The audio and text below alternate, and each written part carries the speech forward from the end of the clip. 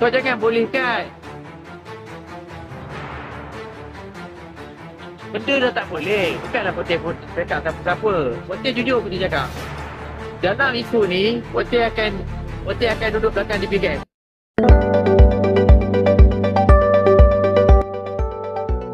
Selepas isu menjual air mineral dan jual belon yang dibalon oleh pihak DBKL, kini tular sebuah video lagi daripada beberapa TikToker yang rupanya selama ini menyokong penuh tindakan tegas yang dilakukan oleh pihak DBKL terhadap peniaga jalanan di tempat awam. DBKL dah tegur dia repeat 5 kali. Sama yang isu badan air mineral dekat dataran. Dataran bukan tempat berniaga. Dataran tempat riadah. Memanglah kau jual air mineral dengan tisu je. Tapi tempat tu, tempat orang riadah. Faham tak? Di tempat orang riadah, tak boleh berniaga kat situ. Dia pergi berniaga, kenapa? Lepas tu ada orang rekod, mulalah. Dia mengamuk, aku niaga tisu dengan air mineral je. Dia nak viral. Bila viral, dia datang lah. Orang bagi rumah baru, kereta baru, motor baru.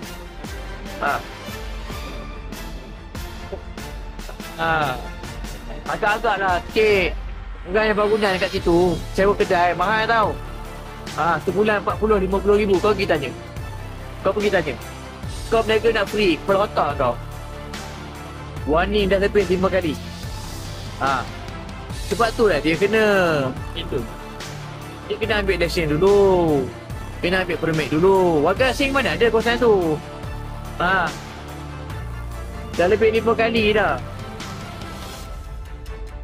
Dia tak boleh, dia menghalang laluan orang lah. Dia nampak putih lah Dia lebih pada menghalang laluan orang. Tak boleh. Kalau benda dah memang tak boleh, kau jangan bolehkan.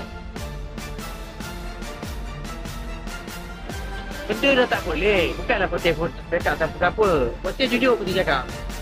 Dalam isu ni, Pote akan duduk belakang DPKM. DPKM tentang pasal kedai-kedai tu rekod. Pergi Bukit Bintang, ramai orang asing. Kau tahu tak? Puak Arab sewa kedai cawarma dekat Bukit Bintang RM86,000 sebulan. Puak Arab tu orang asing tau. Tapi berapa dia bayar sebulan?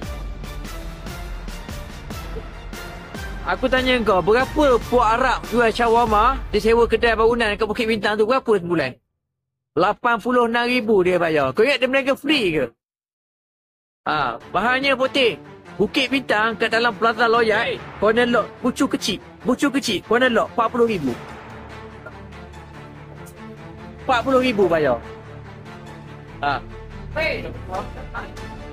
Tapi berbaloi lah dengan barang yang dia jual tu. Berbaloi. Tak, korang dengar ni, berniaga-berniaga ni yang jual air, yang jual belon. Kau tahu tak? Kau jual air, kau jual belon, kau bayar harga yang kau jual tu macam kau sewa kedai. Harga yang kau jual tu, sampai air palang sampai RM10 tu, belon dia tu, berapa satu dia jual tu? Borong baru RM1. Dia datang dalam kuni. Satu kuni tu baru RM1. Borong. Dia jual berapa? RM10. RM9 untuk RM9 untuk pelacik dia. Agak-agak lah.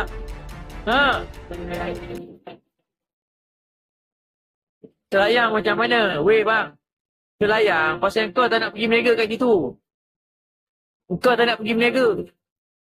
20 Pote, RM20. Aku nak dengar. Tengok. RM20 belon dia jual, dah lah tak ada lesen. Jual pula RM20, kau nak kaya kan? Sewa tak nak bayar. Permit kau tak nak bayar. Tahu-tahu kau nak kaya, mana boleh. Agak-agak lah.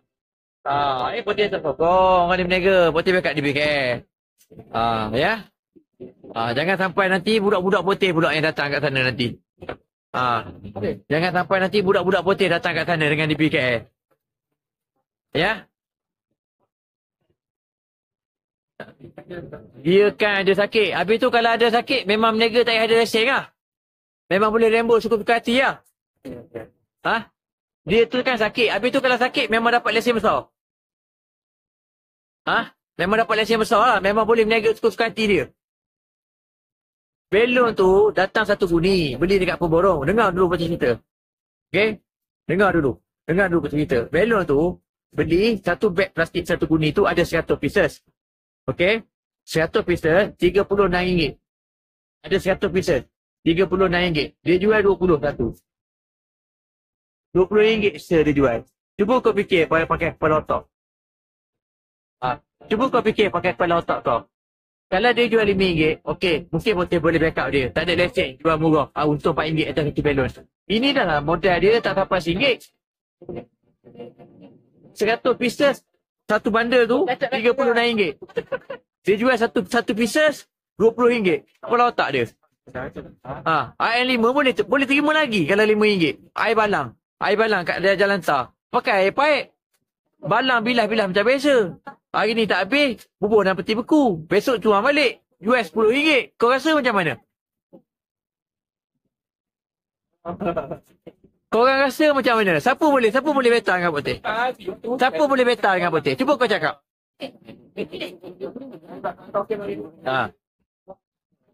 Siapa boleh betal dengan putih? Siapa boleh betal, kau naik kau tahu. Kau nak backup bangsa kau. Tapi kau tengok sikit. Cuba kau tengok bangsa kita ni, orang yang jual air kat situ, dah lah, lesen tak ada, permit tak ada, dia rembo. Lepas tu air pula harga Yahudi. RM10 air balang. Pakai air paip. Buat celah-celah lorong. Bancuh celah-celah lorong. Pakai air paip. Cuba kau pergi tengok. Kalau RM5, RM6 tu okey lah. RM20 satu tu. Satu tu 20. Permit tak ada, jual 20. Berada tu kena bantai macam mana? Habis tu kalau sampai 4 kali tegur, baik-baik benda. Sampai 4 kali tegur, masih lagi jual. Tu nak kira macam mana pula? Tak, berpunca daripada dia ni lah ramai orang mega. Berpunca macam dia lah. Warga asing tengok kan. Orang macam ni rembo, warga asing pun semua ikut. Lama-lama jalan tar tu warga asing ramai duduk kat sana. Betul tak? Punca-punca orang macam ni lah ramai orang lain ikut. Mula-mula seorang. Lepas tu 2 orang. Lepas tu 3 orang. Lepas tu mainan. Lepas tu macam-macam jual. Rembo. Itu bukan kawasan dia. Faham tak? Itu bukan kawasan jual belon. Itu kawasan jual pakaian. Aduh, kau ingat tepi pantai ke nak jual belon? Kau ingat taman permainan ke? Aduh. Dia gini. Macam mana dia jadi pergelutan? Dengar betul-betul Macam mana boleh jadi pergelutan? Berpunca daripada dia dah di BKL dah tegur peniaga belon ni dah 3 kali. Okey, kali keempat dia nak ambil belon. Bila dia nak ambil belon, budak dia mengamuk. Bila mengamuk, habis tu takkan nak cium dia.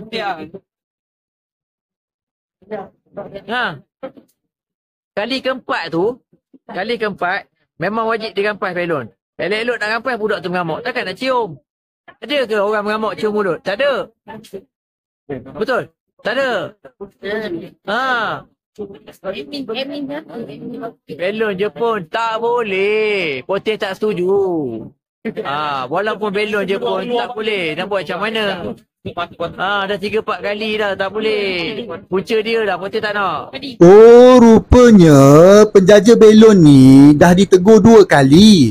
Dan bila kali ketiga ditegur, dia bertindak agresif dan menolak anggota penguatkuasa. Jadi itulah sebabnya penguatkuasa bertegas mereka kena pertahankan diri mereka. Tapi yang jadi lebih teruk ni bila ada penjajah lain yang campur tangan. Barulah saya tahu kisahnya. Jadi saya tarik baliklah kecaman saya tadi tu terhadap anggota di BKL. Dan saya nak menyatakan sokongan padu terhadap tindakan mereka. Ingat, tak kiralah dia Melayu ke, India ke, Cina ke, warga asing ke, tindakan tetap kena diambil ke atas peniaga yang berniaga tanpa lesen. Sebab tak ada sama sekali kepada peniaga yang berniaga secara berlesen. Syabas dan tahniah kepada Menteri Wilayah dan DBKL atas ketegasan anda. Saya menyuruh rakyat supaya berdiri teguh dengan tindakan anggota penguatkuasa ini yang sedang menjalankan tugasan mereka untuk menegakkan undang-undang. Share video ni geng supaya orang tahu kisah sebenar.